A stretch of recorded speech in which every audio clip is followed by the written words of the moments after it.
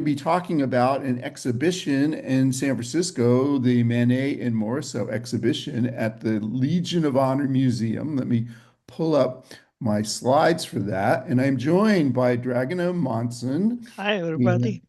and Ann Reinert, my good Hi. museum guide friends, to talk about this great exhibition. Welcome to Art Viewing Adventures. Welcome back to both of you. Thank you. Great to be Thank back.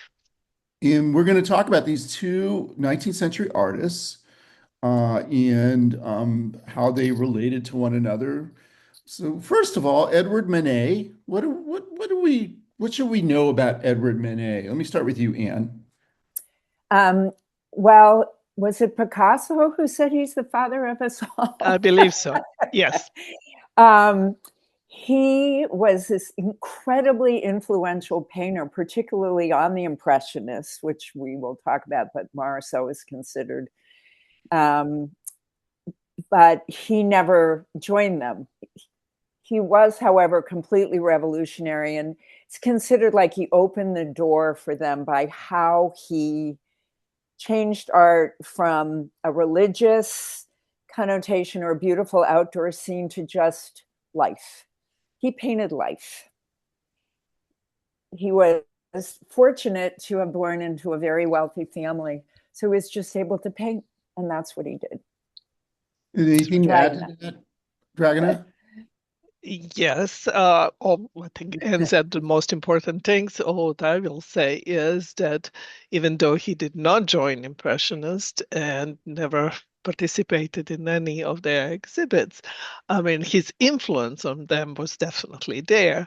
Also, maybe we should mention how he broke the door of academy, right? At the Mm. time in 1860s, the artists were showing their work, trying to show their work at a salon. That was the selective process where all these battles, Napoleon battles, or whatever religious scenes were the main focus of the academic jury. And Manet himself despised and did everything in his power to break those rules, but in the same time wanted to be part of it. He didn't turn his back on showing at Salon. He wanted to be part of it and show something different.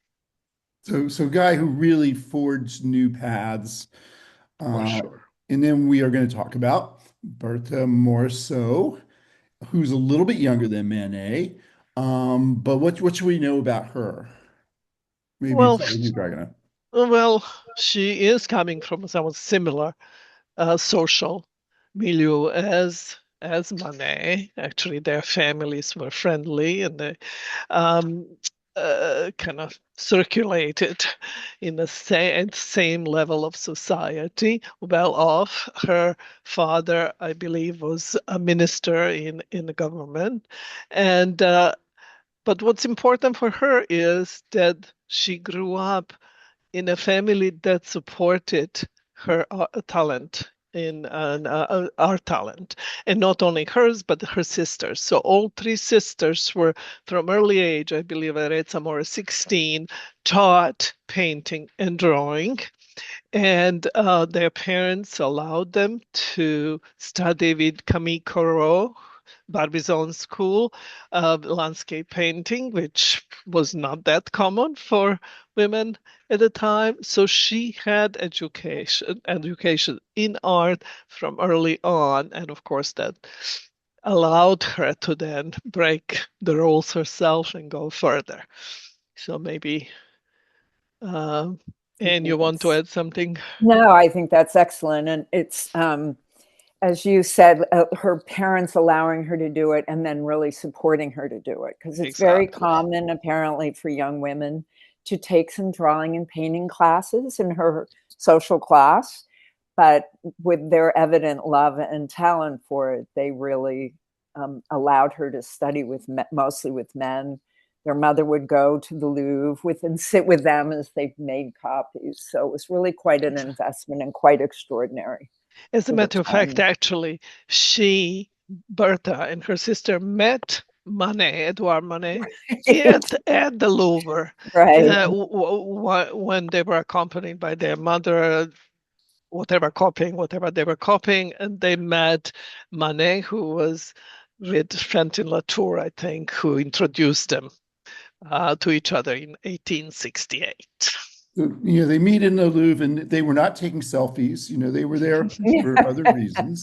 And it begins this legendary relationship that's going to be celebrated in this exhibition at the Legion. So the exhibition uses this painting for its publicity. It's on the cover of the Fine Arts Museum magazine.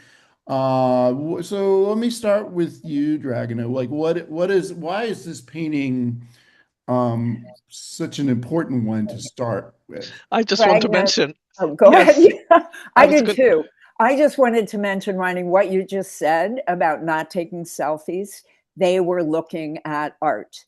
And the great thing about what you're doing, it's a chance to look at the art less than even listen to us. We move by these pictures so fast. 30 seconds, I think, is the average. And so I think it's wonderful that you're doing this, but I just wanted to reinforce, oh, what do you see there? So Dragana, go ahead. I was just going to say, not only that Legion and Fine Arts are using this as a, kind of symbol of the exhibit, but its position when you enter the exhibit, this is what you see in a long view. This is straight in and as being a balcony, you almost feel like you're outside on a street looking up at this balcony scene. So balcony scene, apparently, Manet was inspired by seeing a couple of women in a window as he was walking to his parents' apartment, but also he knew very well that Goya, famous Spanish artist, painted a very similar scene, 50 years earlier. So there is this art history in the painting. And because he met Berthe Morisot only a few months earlier, he insisted that she be one of the models in the painting. So Berthe is the dark-haired woman in the foreground, and I think they picked it because this way you have a painting painted by Manet showing or representing Berthe Morisot. So both of them are there in the painting, and it is kind of the most appropriate, if you want, for the joint exhibit of two people who really supported each other and learned from each other, influenced each other, all of it. And I see John Foster is in the audience. John, do you want to add anything? Well, we're thrilled you're here. am I unmuted? No, you're fine. I'm not unmuted. You are unmuted. Oh, okay. No, I love that you've mentioned you have the feeling of being outside on the street looking up, if you're a man, a flaneur. And the two people in the portrait besides Berthe is a violinist. The woman is a very well-known violinist. And the gentleman was a fellow artist. And then way in the background, hard to see, is Manet's wife's son. So he's a little hard to see. Yeah, I think you said it all. Thank you. And of course, we have a little dog in the foreground, right? You noticed him there. It's a famous 19th century dog, right? Who was it? You were saying that who was it that said they know people who when they go with children to the museum, they look for pets? Well, I learned that from my dear friend whose father was a double PhD, and he wrote for L'Espresso on American culture. So she was dragged to museums for years. And the way he was able to entertain her was by looking for the animals. And so it's a way to start looking at paintings. It's a way to introduce kids to looking at paintings. And it really does. I do that now with my grandkids. It helps so much for me to be able to keep them occupied. Well, certainly if you're going to see Joan Brown exhibitions, Right. Plenty of doggies. Rodney, can I ask one before you just go to? I just want to kind of point out that yes, it is group of three with this little young boy behind in dark, barely visible. But looking at these three, at least in my view, you're looking at three people who are there, but they're really not together. Each one of them seemed to be in their own world, especially between Berthe and the violinist on the right. I mean, she is looking somewhere up in the sky. Berthe is with her back to her, and almost feel like that there is some sort of tension between these two. They're not kind of happily grouped together. And the painter in the background seemed to be just another kind of poser there without really any connection to two women in a front. So it's kind of this. There is a mood to me, mood that is not very happy here. Yeah, it's real interesting. It's a very interesting painting. Joan has her hand raised. Go ahead, Joan. One of the reasons that they don't seem to relate to one another or be interconnected is that Manet often he inserted things. So he would pull a sketch up, throw it in, throw another one. He isn't painting from real life. And so he's inserting these characters. You can see them over and over in all the works in the exhibit, where he'll do a park scene and throw in all sorts of sketches, but it isn't what you would find in the actual scene. They wouldn't all be there at the same time. I don't know if I'm making that clear. Yeah, that makes a lot of sense. So this isn't right. It's not plein air or seeing, right, painting what you see. It's a composition. Exactly. Sherry notes that the dog seems small for the scale of the others. Depends what kind of dog, I suppose. There's one of those little things. Who knows? I like about the dog is it's like you can easily not see it, and then you see it. Yeah. Dog. Okay, let's look at this one that it's paired with. This is Morisot's painting from about the same time, young woman at her window. And let me start with you, Anne. Tell me what things do you notice in this painting? So funny because I always start with a painting like, oh my God, it's so beautiful. Like, how's that for intellectual? To me, so I'm just going to give my honest emotional response is that I love her repose. I love that. The feeling I get is like this women's interior life. Because you can't paint somebody's interior life, but you can feel somebody's interior life. And that's what I feel looking at this painting. I also think technically those colors on the white gown, it's extraordinary painting to me. I mean, it's almost luminescent in terms of capturing the light. Yeah. And I love the composition. I love the balance of the whole composition. Yeah, it's a different point of view, right? We saw the balcony from the outside, from the street. Now you are looking at a view from inside, and it's very typical for Morisot because this is what she could paint. This is her sister Edma, and she was her most common model that she used until Edma got married.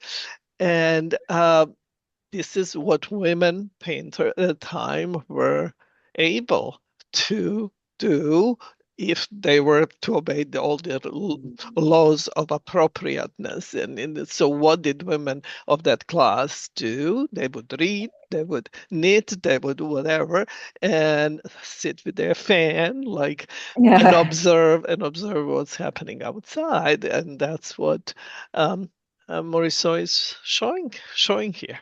Yeah, it's interesting to compare the two side by side.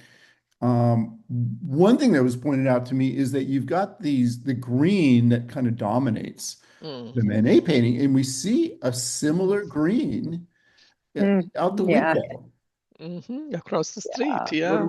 I mean, this seems like, if we were to guess, I would say that Morisot painted her painting after Manet, and she was kind of referencing it. Do you guys agree with that? No. I think it's No?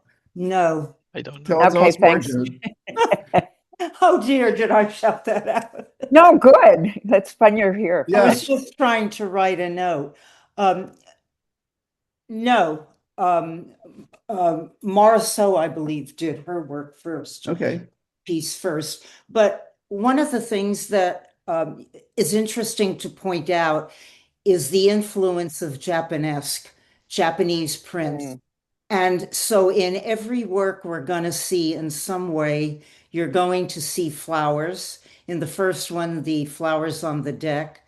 In the second one, the chintz flowers in the chair, and also outside to the left, middle left, you can see flowers peeking out. The fan. All influences of Japanesque, and the fact that these are people at leisure and not aristocrats also tends to that.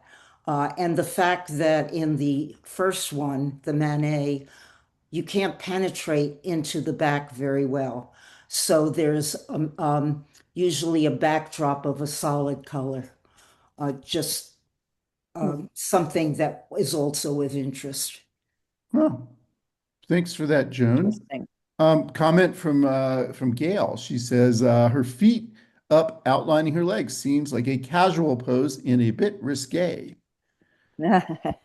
Well, she was with her sister, so she didn't have to be really modest. Yeah, she's showing off a little bit her foot there, little red Which of was color. scandalous in the Yeah, 19th century. very scandalous. Yeah. Let's move on. So here is a Manet portrait of Morisot,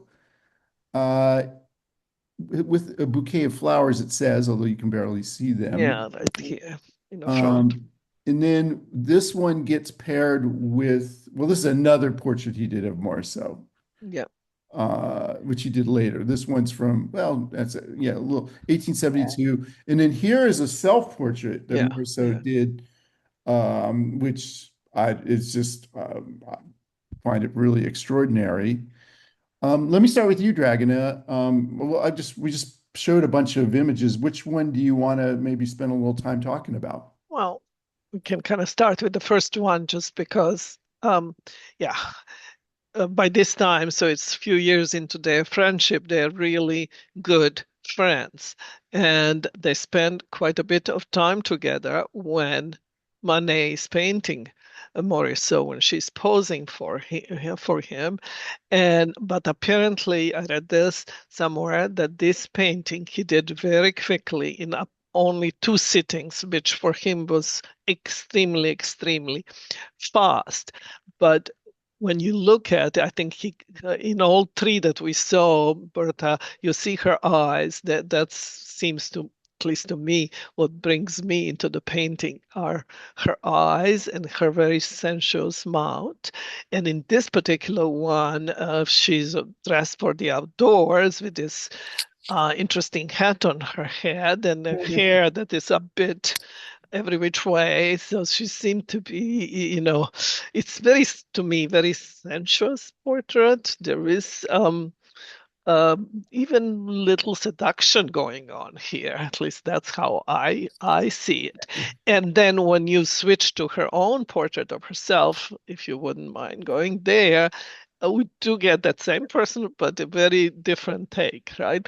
In this, but this is granted, this is 10, 12 years later, and she's now, confident artist. Is already been doing this for 20 years or so. She's showing herself with a palette, I think, in her hand, and but that same gaze, those same eyes are there, and even though it appears it may not be completely finished, I think it's very powerful. It gives you a sense of a woman who is at the peak of her powers, her hair and her brush strokes and movement and the easiness of how she applied the paint is just mesmerizing to me. Yeah. What about you, Anne? What things are Well, you? I did have a question since Joan's on the phone too, but I want to go back to Dragana. So you talked about this yesterday when we met about how Manet had to crop this because the initial pose was just too suggestive. So I found a quote from a letter to her sister. Her sister reported it. About how Morisot did say, if he wasn't already taken, she was very attracted to Manet. I loved finding that because it does. I'm just remembering when I was a much younger woman, and you would kind of have that sexual tension is the only word I know for it. And I feel like these two portraits that he did of her kind of capture that. And it's not offensive to me at all. It's just like, that you can still be a mentor, you can not have a relationship, but it doesn't mean it's not a beautiful young woman and a very worldly man. I mean, he did die from syphilis. So, so I just think this captures it. And then in the self-portrait that she did, the question of it being finished or unfinished, I read something else about her, and I'd be interested because I've done a lot more research, where her sense was, if I have, and this is the impressionist part of her, if I have captured the impression that I want to leave, I'm done. I don't need to do more. And so I don't know if this is unfinished or this is for her finished. But that sense of, here I am, this is the image I'm leaving you of me for today, finished. And so it's got that lively immediacy of it that I think is just so powerful in her work. It is. It feels like she just stopped it as she turned around. She looked at us, and she caught herself in that movement, and she said what she had to say in it, right? No need to go further. Yeah. Right. Yeah, I for some reason this image of her reminds me of Joan Baez. I'm not sure why. How did you come? Very strong, accomplished woman with strong eyes. With great eyes. Great eyes. Okay. Here they are All together. right. That's lovely. Yeah, fun to see. Yeah. Okay. The frenetic background suggests recent movement, says Marcia. Well, yeah. So, yeah, I think that's it's just in a move. She's just moved to look at the mirror, and she captured it. So let's move on to some more images. So here's her painting, Woman at Her Toilette. And then that gets paired in the exhibition with Manet Before the Mirror. And it's been established that that Manet was probably aware of Morisot's before he did his. Isn't that right? Or am I wrong about that? Even though he completed his in 1876. Yeah, I really don't know. I know that they were shown almost at the same time. Morisot showed her painting in 1880s Impressionist exhibit, and Manet showed his 2 weeks later in a private gallery of his paintings. So and I think where I read it is something like he may have seen her work and decided to show his own of similar subject. And you can kind of, but look to me when I look at this Manet on the left, right? Yeah, it has those loose brush strokes that are so much more characteristic of Morisot. So I would say whether who did what first, he was definitely influenced by her way of painting in this particular piece.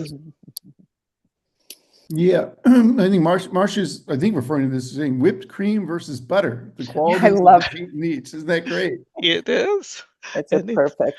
it really Perfect. is. And then I also like what is interesting to me is you can still, it is certainly lighter brushstrokes, but you can also, how much Manet worked that, like all the flower wallpaper around the mirror. And then it's like, oh, yeah. And she just captures this lightness of being, I think. do you get the sense that what's behind her is actually bad? Because I've been kind of debating, is it or is it not? To me, it looks like it is a piece of furniture, not necessarily just a wall. There is a mirror on the left side, but it seems to me that is a bed. So it's a very intimate interesting. Interesting. scene. Interesting, and interesting also that it isn't clear, right? So No. if it is a bed, she's merely hinting at it. Yeah. Very, very much. It's not important. And this might be a good time to mention that, Manet is very well known in art history, but more so, I wasn't terribly familiar with her before this exhibition. Do you, Dragana and Anne, did you have a similar experience where you knew Manet No, I better? actually knew Morisot many, many decades ago. I think in Europe she was definitely, I mean, she was accepted impressionist circle. And yes, maybe in art history, kind of was pushed back for a while, but by 60s, by the time when I start looking at art books, she was there. And we here in San Francisco had an exhibit in 2008 of her and Eva Gonzalez and two other women, Mary Cassatt, impressionists. So I think they are, and when you go to Paris and you see her work and it's all over, and she's recognized as one of the most. Not so in the I told them earlier that I was going through my art books, and it turns out I had the catalog from the first exhibit of Morisot in the United States, and just her.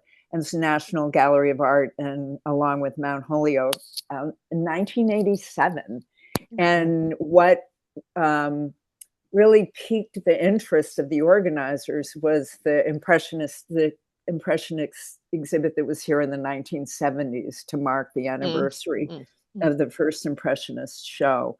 So, well, she was certainly, she's always been considered part of the group. I remember coming upon her and going, now, why didn't I know about her? How did I miss this? And, I wasn't an art history major, but I remember being so delighted to look at this work. Yeah. And you definitely, the Legion show really helps you appreciate that. Nice quote here from Gail. She says she read a quote from a painter in the 1850s that capturing the color white in a painting is the most difficult. Well, she did it. Yeah, and that's certainly a quality of this painting. Sarah says the Morisot is ethereal, ethereal, I'm sorry. Ethereal. Ethereal. Yeah. Both of those things. Yes. So yeah, great pairing there. Let's move on to so here's a Morisot in a villa at the seaside, and we have a woman and a child and a fence or And then here's another one, woman and child on the balcony, looking through the wire fence there.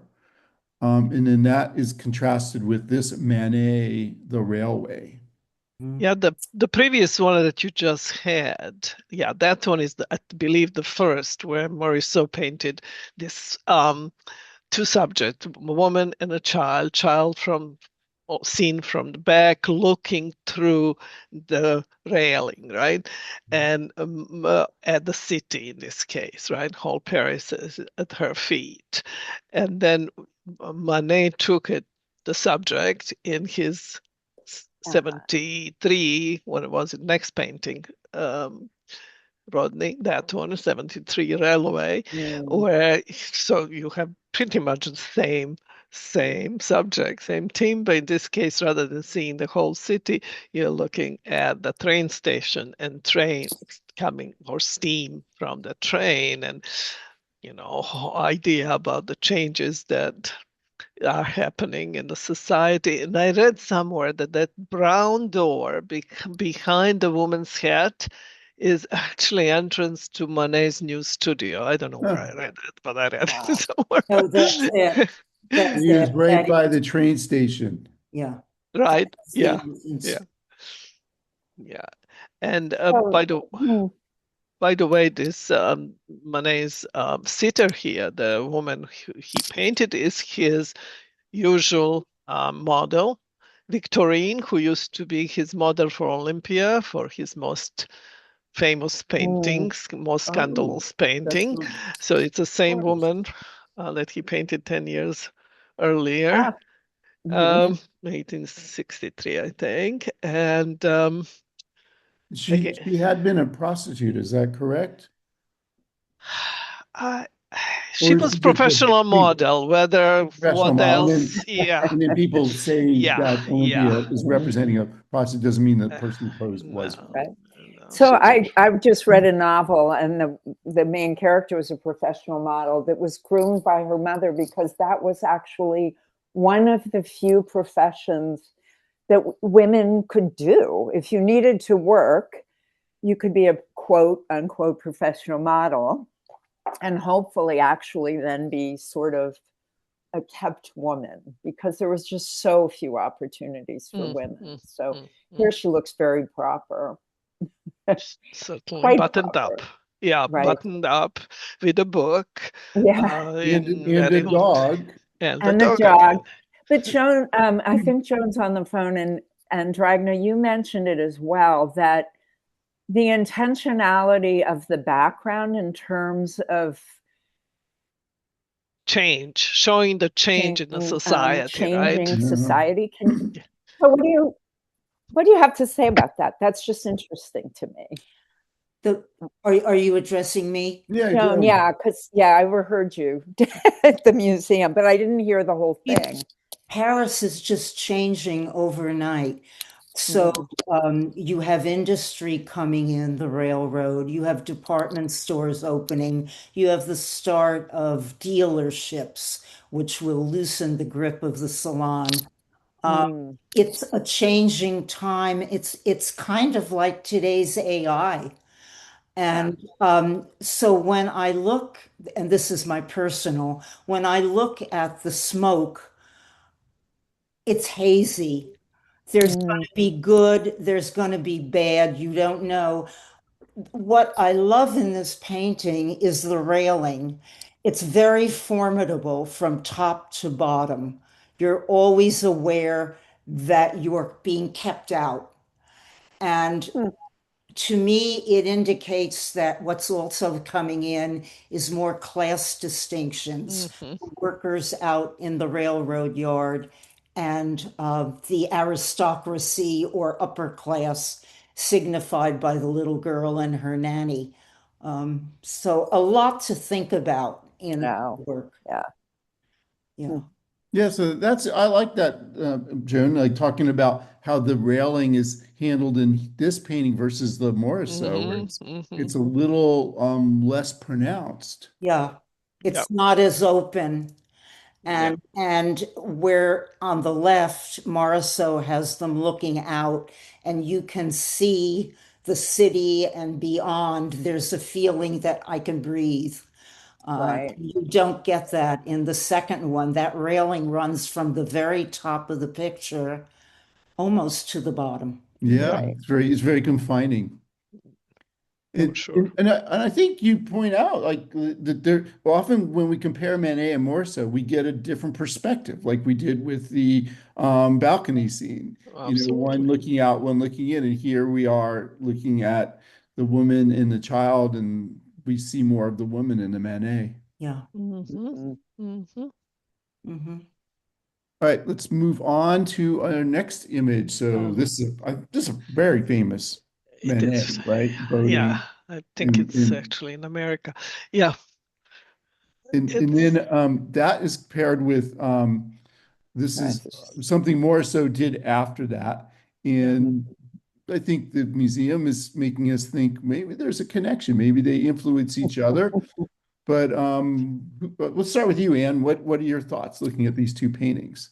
Yeah. Well, I mean, it is a very famous painting by Manet, and I think it's a little less famous painting of Morisot. But again, that ability to capture the moment, the lightness of the moment, and the to convey this with simplicity, with just a few strokes, being able to see the ducks on the water, the geese on the water, just like here it is. You know, we don't have to dwell on that. This is just a moment in time. And I think the other thing that really struck me about this painting was just looking at the difference in the wood. This was fascinating to me because, you know, when they talk about what did the Impressionists do and what is it different, I think this is almost like a textbook example of, you know, the fine strokes, laboring the grains of the wood, the light on the wood on Manet's, and she's just like, here, you know what this is. I don't have to go into any great detail. You really don't need to know that whether the white wood is horizontal or vertical, like you do so clearly in Manet's painting. So I think it's a great like teaching to compare these two, and the water, obviously. Yeah. The lightness of the water and the variety of color that she could capture. Hers is so much more movement and light. His is more solid.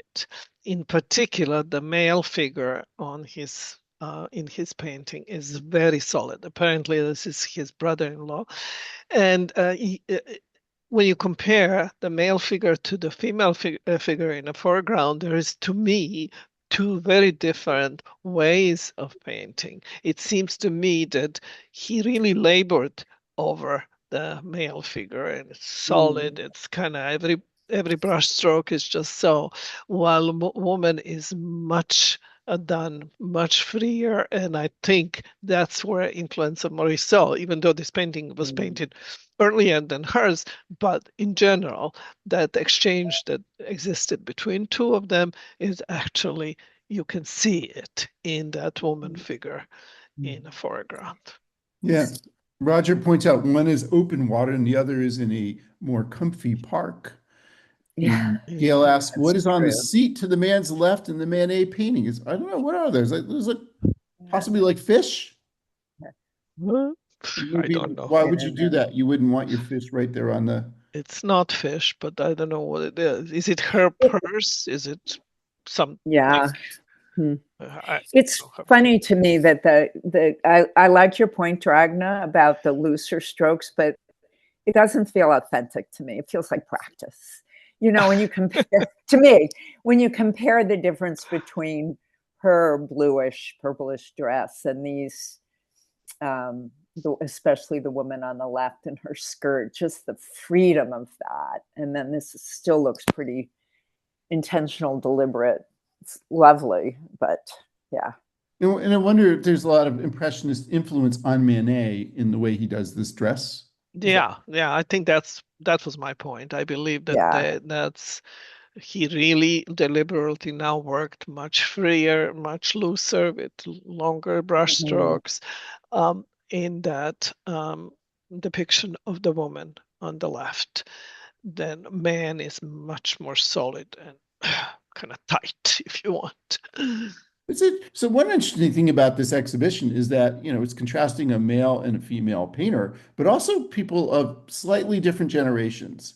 And their age difference is a significant one because of so much change happening in the art world at that time. Do you guys agree with that? Mm, Mhm. I yeah. suppose so, yeah, certainly. 10 years makes big difference. Yeah. Yeah. If it's the right 10 years. I mean, Yeah. we have that in our world Yeah, too. yeah. Let's see, some comments. The faces are softer and more real and appealing to me on the left. Is the left painting by Morisot? Yes, it is. Mhm. From Sherry. Gail says both paintings have blue inside the boat in the dresses that mirror the color and texture of the water. Yeah, I think the blues are really, do you guys agree? I think the blues are Yes. really Yeah, amazing. It's yeah, extraordinary. absolutely beautiful. Yeah. I think in her case it's a Bois de Boulogne, so it's a pond, really. And in his case, I believe this is Argenteuil, so this is a river. So flowing water as opposed to, you know, kind of standing water in a pond. Mm. But shimmering on the light, I think that's what distinguishes this painting, a Morisot painting, and makes it Well, so extraordinary. and you were just in the Bois de Boulogne, I believe, on your trip to Well, Paris. I was not, it was snowing in Paris when I was there, So which was you, its own magic. So snow in the Tuileries was just fine. so you didn't see these two or those ducks. Let's move on. So this is cool. This is like another painting of change coming to Paris, I think. Oh, The yes. 1867 Exposition Universelle World Exhibition. And then here is the view of Paris from the Trocadero. And let's see, the Morisot is 1872, the Manet is 1867. So his would have been first. Yes. Let me start with you, Dragana. Thoughts on these two paintings? Well, his is actually showing image of the exposition, right? So with all its, buildings and kiosks and people visiting, and it's interesting to see different people that he put in this painting. To me, it's obvious this is not from real life. It's he read somewhere, so he would be walking through the exposition and doing little sketching in his notebook, and he would sketch, let's say, these few women, or he would sketch gardener doing the gardening here, or he would sketch two men walking, and then or those soldiers on the right hand side. So, and then he would bring them to the studio and then put them in a composition.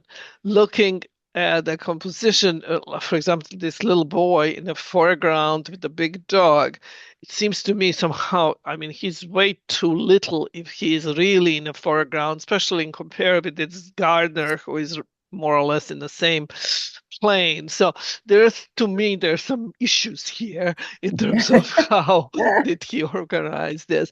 But idea of showing this new life, modern life, people doing the new things, a young boy walking the dog, all of that, it kind of comfortable middle class, upper middle class life in this setting of Paris that is changing in front of our eyes with all these exhibition symbols there. And then you go to Morisot and compare that to her piece. This is done 5 years later. So this is as I understand, the exact same view. She's looking down at the grounds where exhibition used to be. It's all gone, right? Those things that used to be there. But what you do see is sand, and you see bridges across, and you see some of the main churches, or significant monuments, Notre Dame. behind, and in the foreground again.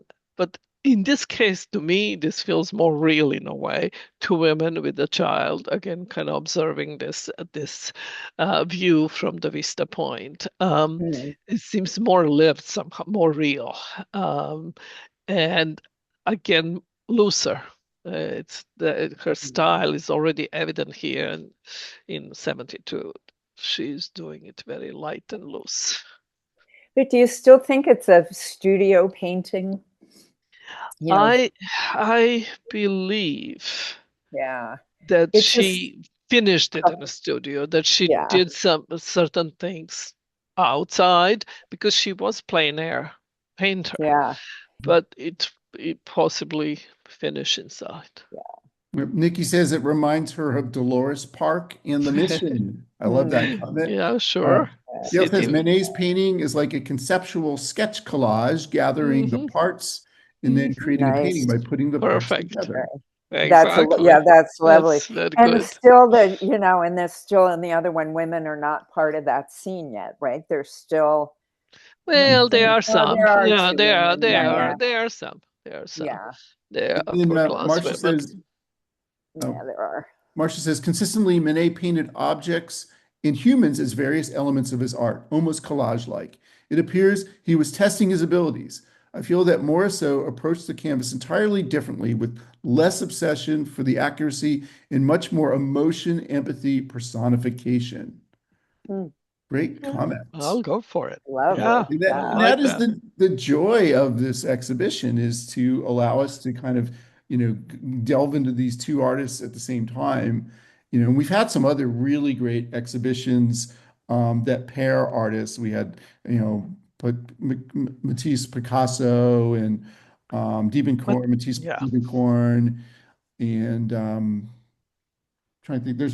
I know there's other really good New pairings. York had, I think, Monet and Degas. No, Yeah, it was Manet. Yeah, it was Manet yeah, and or Degas. Monet and Degas. The Yeah, Okay, guy. yeah, and that was really, that's yeah. very interesting too. Very interesting. It's a great way to learn more about two artists Yeah. and compare them. Can I just say one thing, that the interesting thing about Morisot to me and Manet is that she is an equal to him. And I think she presents herself as equal. Like there's no apology. Here I am. This is my work. In Degas, he was much more. He treated him much more reverentially than she did. So and that could just be her style and her freedom and capturing the emotion. I think maybe Degas was more into his technique or whatever, but it was so evident, the difference of the Morisot to Manet versus Degas to Manet. Well, Because I bet you Well, he I was liked her a lot fortunate better to see than them him. both. Joan points out there's a hot air balloon in this one. I did not oh even yes, notice, of Joan, but I course kind of it missed is. it. It's another, yes, famous. Yeah, he took I think, photographs from hot air balloon. That hot air balloon was the star of that exposition, so it Ah, was a big deal. But going back to Anne's point about reverence, Degas towards man. Well, actually, Morisot, I also read that she would often ask and say, "What would Édouard say about her painting?" So ah, her style may be free of Manet if she was doing what she felt right, but she ah, still wanted to know his that's brutal. opinion and Yeah. Or and how he would, approval I of mean, it. that's always Yes, interesting. Like, you want to know, any kind of artist wants to know what kind of reaction they're going to exactly. get. And there's Especially certain people that they really care the most about their reaction. and him being 10 years older, still, that Mm, was, yeah, So he much to was a admire. mentor. He was a mentor. So here is Morisot's painting of her daughter, Julie, playing in the sand. And it just so happens that Manet also did a painting of Julie Manet sitting on mm, a watering can. And this is one that Manet did pretty late in his life. He only had another year yeah. to live or so. Yeah. And he was not doing well at that point. Let me start with you, Anne. What do you? I'll show both of them. What Yeah. strikes you about these two images of Julie Manet? Well, for Marceau's is finished, I feel like, and I'm not sure Manet's is. It feels It's more like not. a sketch. It was. And but that he captured her kind of in repose, not in movement, the way her mom did. That's the main thing that the this to me, for me, and again, it's about the feeling of it, almost captures his love for her, is how I feel this, like real, the sweetest kind of adoration that you could have for a little girl. It's just a lovely piece. And I'm glad he stopped here. Yeah. I don't know how else to put it. Like he captured, this is maybe the most impressionist thing he ever did. Yes. No, that's a great he idea. captured Yeah. he captured that mood of her sort of being contemplative and his appreciation and adoration of her. So I think it's lovely, just lovely.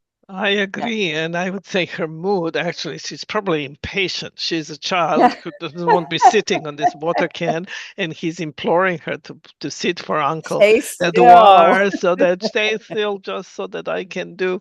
And you can kind of Right. see on her face, really.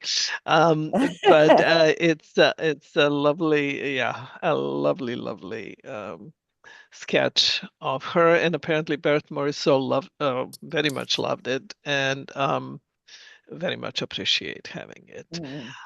Yeah, I don't think we mentioned that Edouard encouraged his brother to marry Berthe Oh Morisot. yes. And so this is indeed his niece, in Yes. addition to being a good friend of his daughter. Yeah, So we should keep going because I know.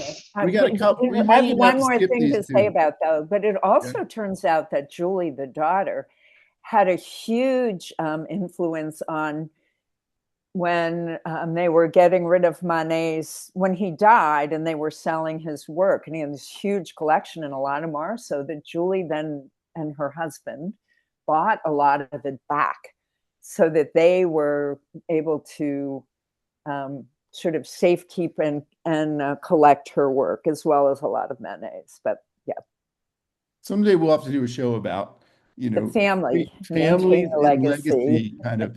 So we've got a couple of paintings I Okay. think we maybe want to gloss over because Yeah, very quickly. we want to get to so these are Yeah. these two interior scenes, Manet on the right, Morisot on the left, and they are marvelous. And very again, similar comments that we did about the others. So let's move Yeah, because but we have we only don't 5 want to. minutes. We want to get to this. Is kind of like Yes. this is very special about this Yes. exhibition. Yes. Basically, Morisot did two paintings titled "Summer" and "Winter," and then Manet shortly after that did "Autumn" and "Spring." So these are known as the four seasons. I'm going to show them all. What's really special is that here in San Francisco at the Legion of Honor, this is the first time all four have been shown together. So let me ask you, Dragana, what was your takeaway seeing these four paintings? Well, I'll probably repeat myself because to me these are again epitome of similarities and differences between their way of working. Look at Morisot on the right, looseness and of the brushstrokes, the luminosity. You feel the light, and in this winter scene, you can see she is all bundled up in a winter coat and hat, and she's probably somewhere else in the muff with the muff on her hands, and she's in, let's say, maybe Bois de Boulogne with the branches without any leaves on them, maybe snow on the ground. You can get this with very quick brush strokes. You get a feel of what's happening and where we are. And same thing for the summer. It's a young woman in a chair, probably at the open window with the garden behind her, with, I think, parasol in her hand. Maybe she's getting ready to go out, and hat, you see the little hat, her hat right there. Yeah. So kind of ready to beat the sun with the hat on her head. Very loose, very impressionistic, very light, and then left more defined, let's put it that way, more defined. One particular one on top, the autumn, apparently was left unfinished and was given to somebody, some other painter, to finish it, to create, to be finished. And so you can maybe say that whoever did it kind of did it too much. So it's stiff, in my opinion. But again, you mentioned Japonesque, or the influence of Japan. Look at the I think it's wallpaper behind her. It's the flowers. It's kind of very much that Japanese influence. And one on the bottom, spring. It's lovely. I think it's actress or a young woman. It's everything is light and blooming, but in comparison with that summer by Morisot, I would take summer. Yeah. And what about you, Anne? What were your takeaways? No, I mean, I think Dragana summed it up perfectly. It's the luminosity is the only word that I really have for it. If you look at the skin on the spring and summer and compare the liveliness of the two, to me, it's pretty clear that capturing life, capturing the moment, which is so much what she was about. Here, it's like if the light had moved, it would have been a different picture, and you have that feeling. I got it right now. Whereas with Manet, it's beautiful. It's absolutely beautiful, but that could have been painted any time of day, to me. Yeah. Is it like Manet? Would you call it more formal? No, I think so. It's more posed. And then I just want to throw in my little 2 cents here that we have these four-season paintings coming together here in San Francisco, but we also happen to have these four-season Victorians. Leave it to Rodney. Yeah. I hate Ashbury tour if you get a chance to do that. This is the winter, spring, summer, fall homes. They're on Masonic. So I'm sorry, they're on Waller Street, very close to the intersection with Masonic. And I just love that. But yeah, this is really special. And the curator for the Fine Arts Museums really hit it out of the park, I think, with this exhibition in so many ways, bringing all these different paintings together, but particularly these four, I think, is really, really lovely. I'd like to say and just recommend that for the people who haven't seen it yet, I think sitting and watching the video is really interesting as well. It's very useful. It's not, I just think they did a great job on sort of what the theme of the exhibition is, and it helps you look a little closer. Yep.